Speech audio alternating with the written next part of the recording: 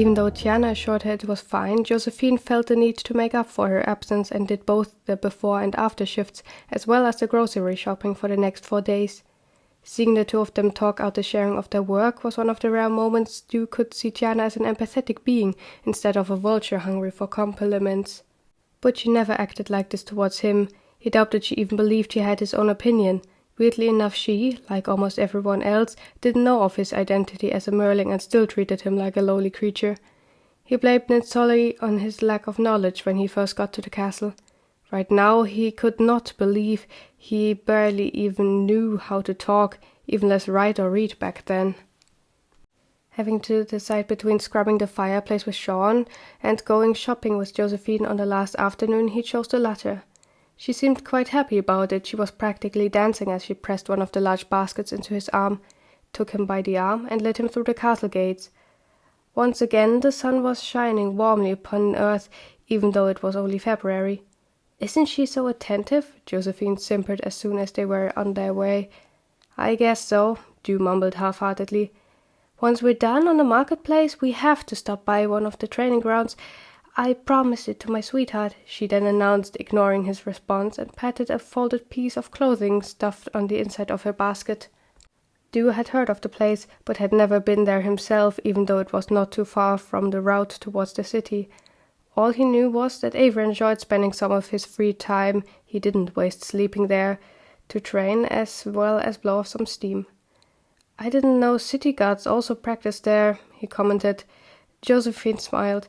"They usually don't, but Patrick does. Some just care for the safety of our lovely town, and he's one of them, if not the best. You should see him duel, practically undefeated." He smirked at her enthusiasm while fully knowing that her husband could not be better than most in an actual battle where rules and mercy were foreign words. On the marketplace there were less stalls than there were on the days dedicated to the goddess, but enough provided for all-day goods. After packing her baskets with bundles of carrots and potatoes, a stall selling flowers caught Josephine's attention. Most of the young plants' buds were still closed, but simple drawings next to the vases hinted at what would reveal itself once cared for long enough. Walking sideways while eyeing the stock, she gestured to Dew to come closer. Then she energetically took a vase and held it in front of Dew's face, asking, "Do you want to buy one?" Dew looked forth and back between her smiling face and the shabby picture of what might be a sunflower. "Why?" he plainly asked back. "Well," Josephine elucidated, "flowers are pretty, and this one symbolizes long-lasting happiness. Also, I'm sure Tiana would be delighted. She loves yellow flowers." "Why would I want to buy anything for her, though?" She looked genuinely confused at his response. The vase ended up in the place it came from, while the stall manager looked at them with interest. "I thought you might want to show some mutual interest." Josephine seemed uncertain, as if she was beginning to realize her mistake in perception. Dew frowned. "Do you really think she likes me? She acts like she thinks I'm dumb. Do you agree with that, or what?" She was taken aback. "Of course not, darling," she replied.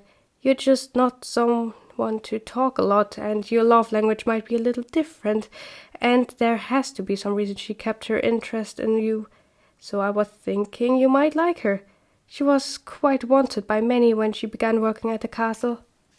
How could the socially competent woman not notice how uncomfortable Tiana made him with all of her self-indulgent speeches, while being sure to put down everyone that was below her? It wasn't as if Dew tried to act like he was okay with absolutely everything she said or did around him. Instead, he ignored most of it. Where were the hints that he might be interested in her? "Let me guess," he then exploded. "Nobody wants her anymore because you rejected anyone due to her attitude." Josephine's silence assured him in his theory. Then she muttered some excuses while her face was filled with embarrassment. The rest of their conversation during their time on the search for groceries was reduced to efficiency-oriented small talk. Only on their way up the path snaking itself through the hill, she began to start up a fresh talk. "What are you looking for in life?" Dew stared at her in confusion, so she elaborated. "What will you do after you leave the castle? Settle down, marry a lovely woman, and start a family?" He shrugged. "I don't have plans so far. It will probably take a while until Avery and I get to our goal, and we'll move on from that."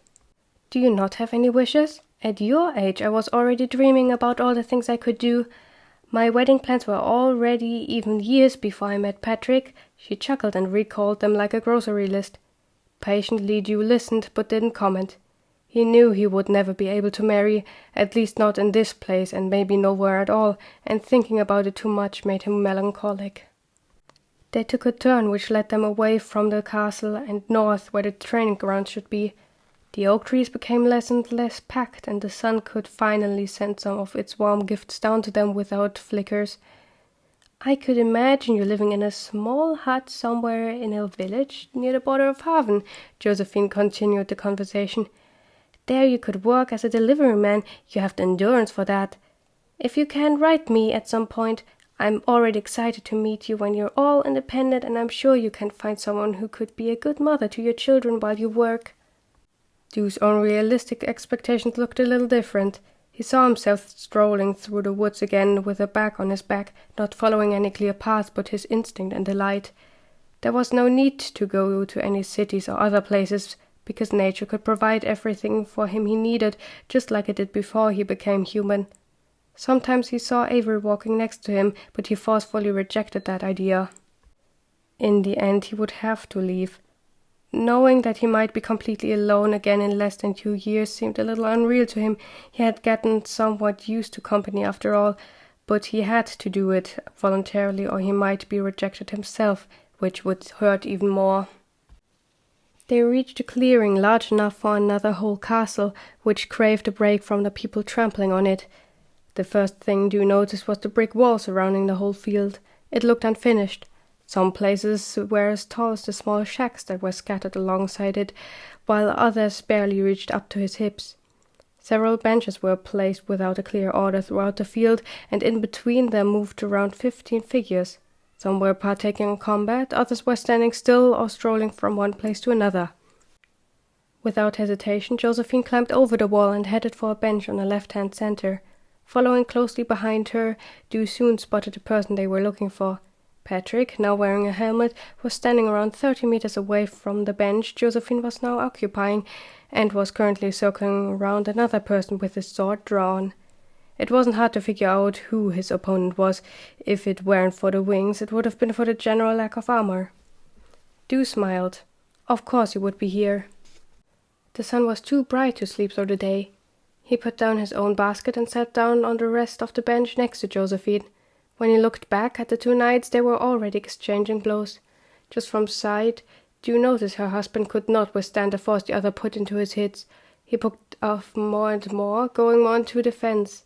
With a loud clatter, Patrick was thrown onto the ground, while his opponent did not cease swinging at him. Josephine gasped as she saw the scene. "He will not kill him, right?" she cried anxiously. Dew had his head rested on his hands, watching with a decent amount of interest. "Nah," he replied confidently. "Does your husband boast a lot?" "A little," she admitted, "but for good reason." "Then he's just getting humbled." "And he kills him for it?" The sword struck dangerously close to Patrick's head. "He avoids murder if possible. The first time he killed a man, he sobbed for hours sitting alone behind a tree," Dew explained, to which Josephine replied, "I've never heard that story before." He thought back while Patrick stopped fighting back and lifted his hands in surrender. That makes sense, because when he was caught, some others just told him to suck it up. Josephine looked at him with wide eyes. "So how do you know if this is true?" Meanwhile, Patrick was standing again, with his sword back in his hands, ready for a rematch. "We talk whenever we meet in our room after work. How else?" he answered nonchalantly. "That's your roommate?" "You didn't know for sure?" "Gianna knew. She saw him, so I thought you did too." They looked at each other, and Dew wasn't sure which one of them was more confused. Another loud noise had him turn back to the fight, and what he saw only mildly surprised him in comparison to Josephine. The opponent's sword had broken into pieces, and he stood there with only the hilt and a short bit of the blade left. Patrick's had bent through in the center. Maybe they had used normal claymores for once to have a fair fight instead of the one Avery had gotten, which was more solid for true combat to prevent exactly that. He threw away the now useless tool. Patrick, who thought the victory had to be his, lifted his weapon and was cheering, and didn't expect to be thrown to the ground to engage in hand-to-hand combat. Dew accidentally laughed at how helpless Patrick looked with his head pinned to the ground by the other one's knee and his sword laying just out of his reach, even though Dew knew he wouldn't do an ounce better himself. And didn't really want to. He slowly stood up after his opponent left to pick up the metal scraps, to then proceed to walk towards the wall on the left. Even from that distance he could see how Patrick's face went red with embarrassment as he spotted them sitting on the bench. Still, he got himself clean from most of the dirt in a short time and went over to them. First he greeted his wife and placed a kiss on her forehead, and then Dew with a nod. Jumping directly to the reason they were here, Josephine freed a soft object from in between the carrots and potatoes in a basket and handed it to him. Patrick took it and held it out in front of his body. Maybe the shirt was even made from scratch by her. Dew gazed over the field but could not spot his roommate, even though he had been in his sight just seconds ago.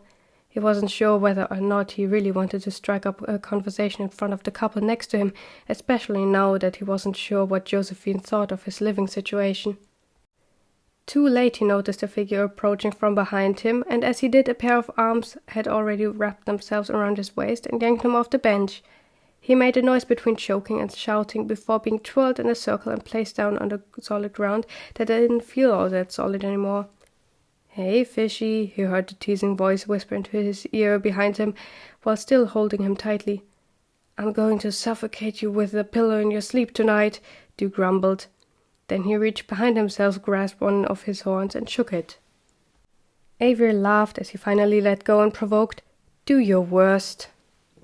Even though he didn't look, he felt two pairs of eyes staring at them. Avery leaned onto the bench in front of Dew while trying to have his face return to the usual disinterested manner.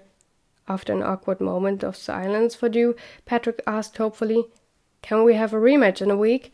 I swear I was just in bad shape today." "Either the next 4 days or in a month. My unit's out for a while," Avery offered. Josephine looked up to her husband. "Maybe don't. I don't want you to end up with a broken bone or two." Patrick showed himself feeling attacked. "Do you not believe in me?" The woman blushed and quickly threw glances at him first, and then Avery, who softly smirked. "Trust me, he's in good hands," he reassured her, "and it's not like he knows nothing about fighting like some of his kind." Whether that was a compliment could be debated. Dew knew that even though Avery was around 5 years younger than the other knight, he was the one with more experience. 4 years of both training and battle here, and several more years during his early childhood paid off, while Patrick might only have gotten 2 years of actual training in general, and spent most of his time walking up and down the same old street. Avery had described the place he used to live and train at like a mansion, where most of its inhabitants were children of all ages. His mother helped take care of them, Avery's younger brother helping her from time to time when she had her first symptoms of losing her mind. At the same time, Avery lived mostly separated from her and took classes as well as practiced combat with the other children. Only when Patrick began speaking to him, Dew noticed he had been staring at his friend's face that reflected the light so strangely. Scales. He wondered whether or not they covered his full face. "So this is the person you said you got the cape from? Wouldn't have expected that if it wasn't for meeting the creepy dragon guy around an hour ago. No offense." The creepy dragon guy shrugged. Josephine looked a little less intimidated. Then she marked, "We'll have to go back. I still have a little something to do. Are you coming too?" She didn't dress anything in particular. In the end, Patrick was the only one who stayed behind while Avery and Dew, each carrying one basket, followed behind the woman with the bouncy hair. To Dew's displeasure, Josephine began to revisit their conversation from before they had reached the training grounds. "I'd also be interested in what you want to do later on." Avery joined the conversation and gave Dew a little nudge. He turned his face away. "I guess that depends on what exactly we find when finding your brother," he vaguely replied. "Maybe he hates me or something, I can't tell." "Could you imagine staying with us?" his friend asked. "You know, perhaps we'll just build a wall between the two of you if it turns out that dramatic." "If you want me around?" His companion looked at him with disbelief. "Why wouldn't I? I have no reason not to." And Dew was happy he didn't even suspect a potential reason. Avery ran his finger through Dew's now slightly shorter hair. "Don't make up scenarios now. It won't happen. I want to have you around." He then reassured the blonde one, who let out a short breath. "And I thought the boy didn't stand physical touch. said Josephine amusedly, who had slightly turned towards them while walking.